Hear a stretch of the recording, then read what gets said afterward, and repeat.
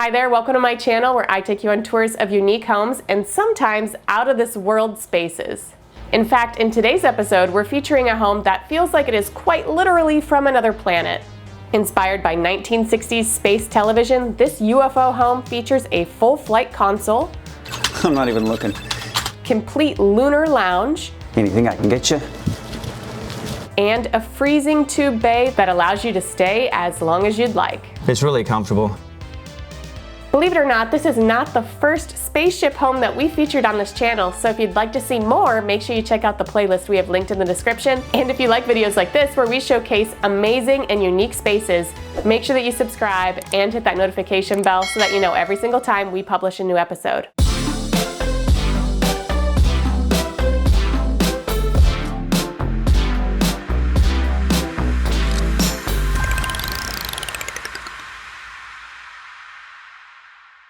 Hi, I'm Kirby. Welcome to my spaceship.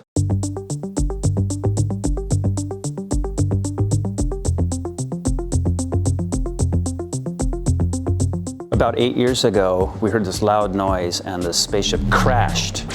Barely missed our house. It was like 30 feet away. Landed right on top of the doghouse. Poor Pluto. I'm kidding. His name was Lucky. I'm a musician and I've been playing for over 30 years in bands and by myself. I once wrote a song called Spaceship, and it was about building a spaceship in my backyard. Building a spaceship behind my home, made out of plywood painted silver like chrome, aluminum foil and a plexiglass dome. Somebody get me Art Bell on the phone. Yeah, yeah, yeah, yeah, yeah, yeah. That song was written before any of this was any kind of a solid dream. About 8 years ago, we decided we needed to build a bigger space for our boys' cars and our lawnmowers. We live on 5 acres. The idea was to build a 2-car garage and then a shop on top.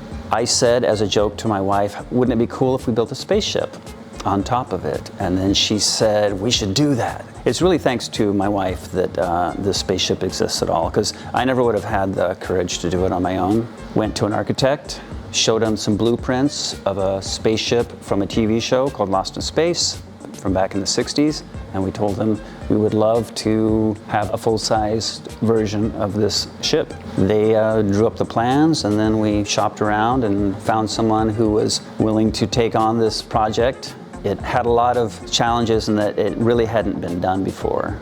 We kept running into all these expenditures that wouldn't occur if you were building just a regular 4-sided house. Nothing is ever cheap when it comes to anything you want to do in a spaceship. If you want it to look cool and look like it belongs here, practically everything had to be custom made. Once we had it so that it was weatherproof, it was just a matter of sourcing out to finish the wiring, the plumbing. And then I did a lot of the things that take more imagination than skill. Initially, the idea was to build something that would be kind of a party space, a man cave. We talked about how can we monetize this space. Being a musician, I thought, well, maybe bands would like to put on small shows here. Maybe they would like to record here. Then I realized bands are notoriously broke. I could see that it wouldn't be something that we could do constantly. It kind of evolved into, why don't we try renting it out as an Airbnb? It basically took right off, and no pun intended. It ended up being about $150,000 altogether, from pouring the concrete to what you see today. Over the course of 8 years, it seemed like it was a lot. While we were out here with our friends having little parties and stuff, I was always thinking about, someday I'll do this, someday I'll do that. And it's just really fulfilling to finally be to that point where it's done.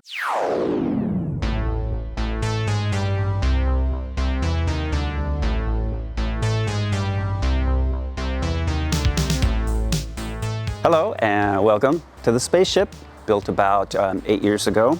726 square feet, about 40 feet in diameter. That's pretty big, but you also have to keep in mind that the walls do drop down the further out you go. So I guess it wouldn't be fair to say that it's all completely usable square footage.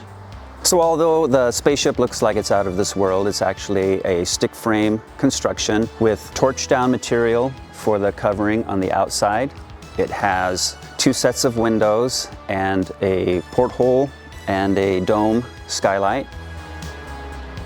It lights up, it's on timers, several sets of lights come on at night. It's sitting on top of a 2-car garage. Took us about 7 years to complete.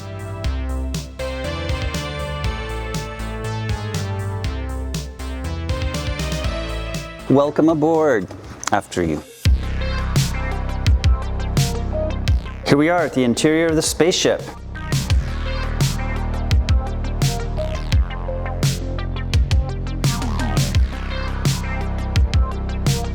Off to my left is the Lunar Lounge. Anything I can get you? I'm gonna let you in on a little secret. This is actually supposed to be a salt and pepper shaker. Also works for shot glasses though. We've got a bar, a mini fridge, freezer, sink, microwave, air fry, toaster oven, also a smokeless grill.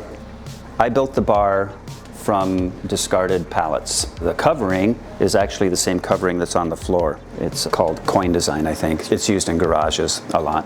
Although I did pay people to do the heavy lifting, there's some things that I was able to kind of take on myself, and this is one of them. To me, it kind of has that mid-21st century look to it. When I was growing up, that was the future envisioned by the architects and the designers in the late 50s and early 60s. Over here, we have the dining area. We've got windows that look out across the creek and out into the woods. We've got our friend, the B9 robot from Lost in Space. We've had parties here where we've had up to 50 people, which is a little cozy, but if somebody is going to come stay at the spaceship, we can sleep up to 8 people fairly comfortably. Main sleeping area, this opens up into a queen size Murphy hide-a-bed. We also have a couple of futon sofa sleepers and an inflatable queen size mattress, and also 4 cots in the storage area. Voila, your sleeping pod. Over here we've got a mini split, which keeps us cool in the summer and warm in the wintertime.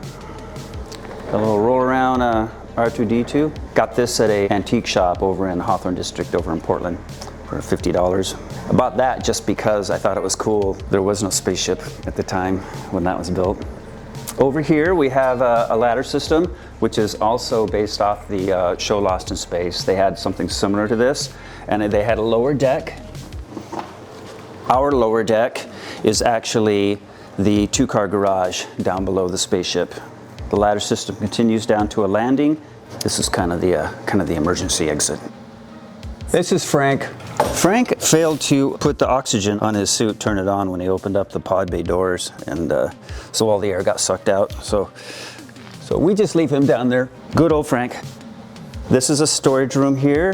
This is where you will find bedding and costumes for youngsters. We have spacesuits, Star Wars costumes. You want to be a Wookiee?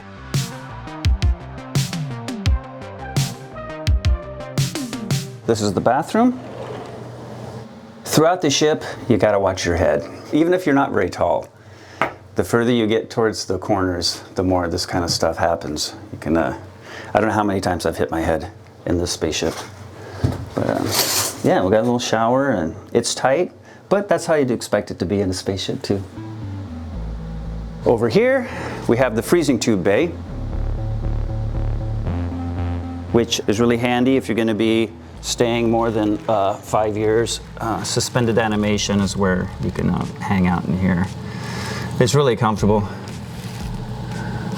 This is inspired by the show Lost in Space. They had freezing tubes. They were made out of glass. Glass was a little prohibitive cost-wise, so I used the tubes that the flooring came in and made them into my freezing tubes. It kind of looks like what was on the show. It's the poor man's version. And over here, this is my favorite part of the ship. It's the flight console. Telemetry control. Oh, a little sticky there. Starboard thrusters. And then linear acceleration. I'm not even looking. Forward thrusters. aft thrusters, self-destruct. I really don't know why that's there. It just makes no sense. It's not safe. I want to push it, but I don't think I should.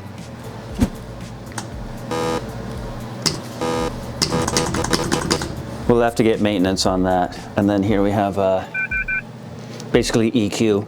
Every flight console has that. We've got the astrogator here. That controls the astrogator, which is right here. The astrogator, it helps keep you on the right direction. You just point it and go forward and go up. That's all there is to it. Interstellar drive. I don't know why those are on. Trying to kill us. And then we have the artificial gravity. So hold on to something. See, feel that? It's different, right? And then you've got your port thrusters. I'll turn all those on. This could use a force field control too. That's something I need to add to the list. This is the model of the Jupiter 2, what the Spaceship is inspired by. We added these so that you can have more privacy when you're staying in a spaceship and you don't have to look out a window and go, oh, there's a house out there. We landed right by a house.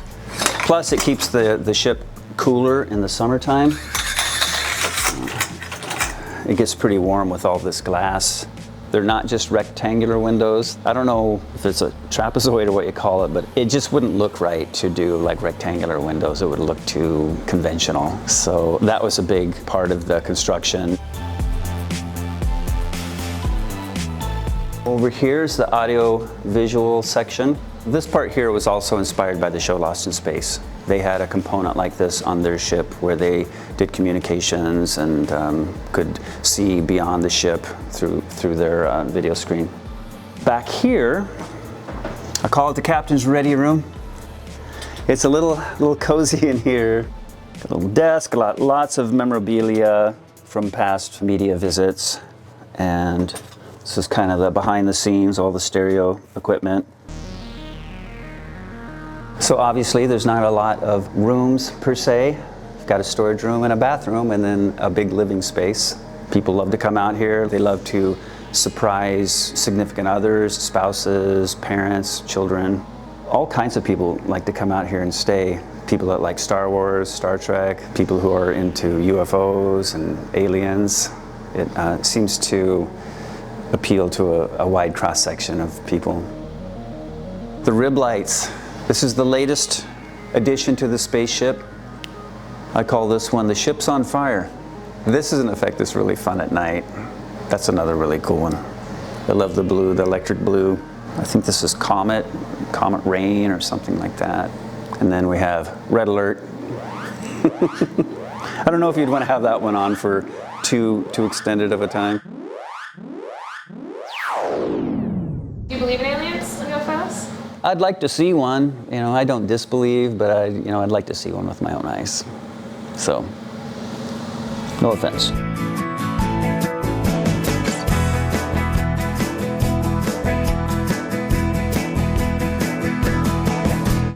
Going to Mars, gonna get there first.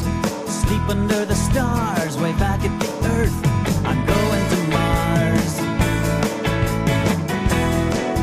Thanks for watching this week's episode. I hope you guys enjoyed it. Believe it or not, this is not the first spaceship home that we featured on this channel.